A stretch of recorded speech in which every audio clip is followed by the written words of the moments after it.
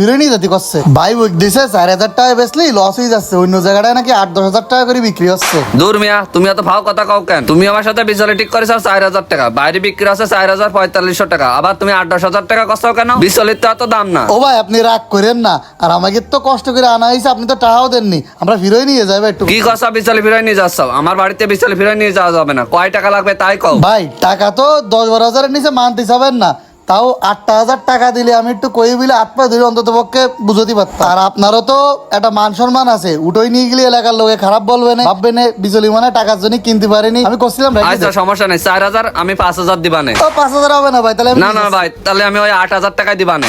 ভাই তুমি কি পাগল হয়ে গেছো? 4,000 টাকার বিশালে তুমি 8,000 টাকা দিয়ে কিনতে চাও? গরু তো না টাকা তো, তুই এত কথা করছিস। তা নাই হোক, আমার বন্ধুরা 3500 করে বিক্রি করেছে, আর নাই 4,000 হইলো, তুমি 8,000 টাকা দিয়ে কেমনে কিনতে চাও? তোর কাছে অত কথা শুনতে যাচ্ছি না। নাইত ভাই আসেন, আপনার টাকা নিয়ে